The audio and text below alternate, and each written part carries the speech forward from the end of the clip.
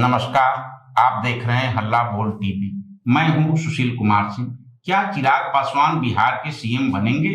BJP office के बाहर poster तो लग गया, लेकिन बीजेपी में अपनी पार्टी को मर्ज किए बिना चिराग का सीएम बनना लगभग नामुमकिन है। बीजेपी को अपना सीएम इस बार बिहार में बनाना है।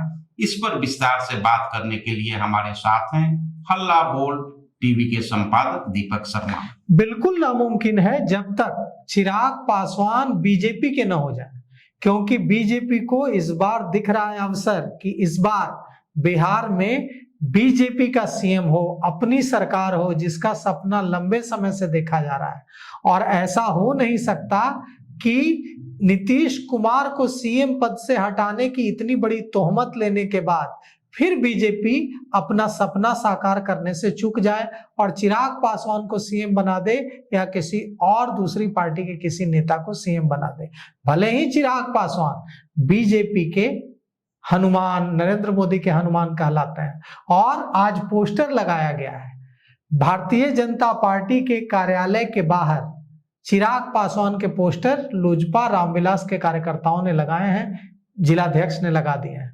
और उस पर लिखा हुआ है कि न दंगा न फसाद, बिहार में का सीएम चिराग पासवान। उस पर लिखा हुआ है कि मोदी जी का हनुमान चिराग पासवान ही बिहार के लिए मुफीद है।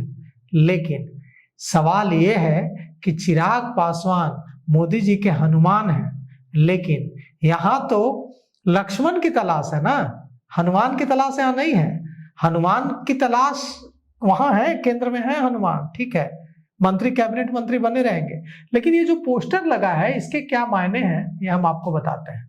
चिराग को बिहार का सीएम बनाने की मांग को लेकर बीजेपी ऑफिस के बाहर पोस्टर लगा है और इसमें लिखा है न दंगा न फसाद हो, बिहार का सीएम चिराग हो। और लिखा हुआ है उसमें आगे कि चिराग पासवान नरेंद्र मोदी के हनुमान हैं और इस बार उनको ही सीएम बनाया जाएगा बिहार का। लेकिन अब सवाल यह उठता है कि अरुण भारती भी ऐसा कह चुके हैं। अरुण भारती जो लोजपा रामविलास में दूसरे नंबर के सबसे बड़े नेता हैं, चिराग पासवान के बहनोई हैं, सांसद हैं, उन्होंने बिहार के प्रभारी हैं पार्टी के, उन्होंने कहा कि चिराग पासवान को हम मांग करते हैं कि चिराग पासवान को बिहार का मुख्यमंत्री बनाया जाए और वो सही चुनाव होंगे। लेकिन ये जो पोस्टर है पटना में बीजेपी कार्यालय के बाहर जो पोस्टर लगा है उसका क्या मतलब है? क्या दबाव बनाने की कोशिश है भारतीय जनता पार्टी पर? क्योंकि अगर बात करनी होती तो बंद कमरे में बात होती, अमित शाह के दरबार में बात होती, नरेंद्र मोदी के दरबार में बात होती। लेकिन ये जो बीजेपी कार्यालय के बाहर पोस्टर चिपका दिया गया है, ये लोजपा रामविलास के कार्यकर्ताओं का अति उत्साह है अपने नेता को लेकर, या ये सीधे सीधे मैसेज देने की कोशिश है कि अगर आप हमें सीएम के लिए कंसीडर नहीं करेंगे तो हम भी कितने दिन हनुमान रहेंगे, हम भी इधर उधर कर सकते हैं। क्योंकि हम आपको पक्की खबर बता रहे हैं सुशील जी कि एक वैकल्पिक सरकार बनाने की कोशिशें भी चल रही हैं। असदुद्दीन ओवैसी के साथ कांग्रेस नेताओं की हैदराबाद में मीटिंग हुई है और वहां असदुद्दीन ओवैसी इसके लिए तैयार हो गए हैं कि बिहार में माइनस बीजेपी सरकार अगर बनती है तो वे समर्थन देंगे। और नंबर तो है, जदयू के पास 85 है, आरजेडी के पास 25 है, कांग्रेस के पास 6 है, एआईएमआईएम के पास 5 है, कम्युनिस्ट पार्टी के पास 3 है, आईपी गुप्ता 1 हो गए, बसपा के 1 हो गए, कुल मिलाकर के 126 विधायक हैं और चाहिए जादुई आंकड़ा है 122। तो जितना चाहिए उससे 4 ज्यादा है। और नीतीश कुमार बड़े बड़े खेल करने के लिए जाने जाते हैं। क्या कौन जाने किस घड़ी नीतीश कुमार का बदले मिजाज और नीतीश कुमार एक बार फिर खेल कर दें और बिहार में फिर से नीतीश कुमार रह जाए। यह भी बात चल रही है कि कई नेता इतने नाराज हैं नीतीश कुमार के राज्यसभा जाने की वजह से, विधायक कि उन्होंने फैसला लिया है कि वे नीतीश कुमार को वोट नहीं करेंगे और नीतीश कुमार को राज्यसभा चुनाव हरा देंगे ताकि न जीतेंगे न जाएंगे। लेकिन ये सारी चीजें हवा में है। जो जमीन पर दिख रहा है वो ये दिख रहा है कि भारतीय जनता पार्टी मुख्यमंत्री की तलाश कर रही है और पार्टी के अंदर और ऐसे मुख्यमंत्री की तलाश कर रही है जो बिहार में प्रधानमंत्री नरेंद्र मोदी और अमित शाह के साथ मिलकर काम कर सके। उनके साथ प्रॉपर कोऑर्डिनेशन प्रॉपर हो। और सम्राट चौधरी का नाम आगे चलते हुए, सम्राट चौधरी बीजेपी विधायक दल के नेता हैं, वे डिप्टी सीएम हैं, इसके बावजूद वे यहीं पर कमजोर पड़ रहे हैं क्योंकि वे दूसरी पार्टी से आए हैं, वे राष्ट्रीय जनता दल से आए हैं। अब यहीं पर आरएसएस की मौन सम्मति भी नहीं है और बैकग्राउंड दूसरी पार्टी का है।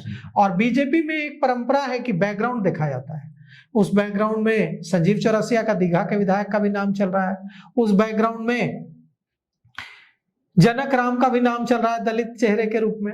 तो कुल मिलाकर बीजेपी कार्यालय के बाहर ये जो पोस्टर लगा है, जो कि ना दंगा ना फसाद हो, बिहार का सीएम चिराग पासवान हो, उसके आगे की लाइन ये है सुशील जी कि सजाओ इनके सिर पर ताज, तभी आएगा बिहार में स्वर्ण काल। साथ ही साथ पोस्टर में यह भी लिखा हुआ है कि मोदी जी का मिला अपने हनुमान को आशीर्वाद, चिराग होंगे बिहार के नए सरताज।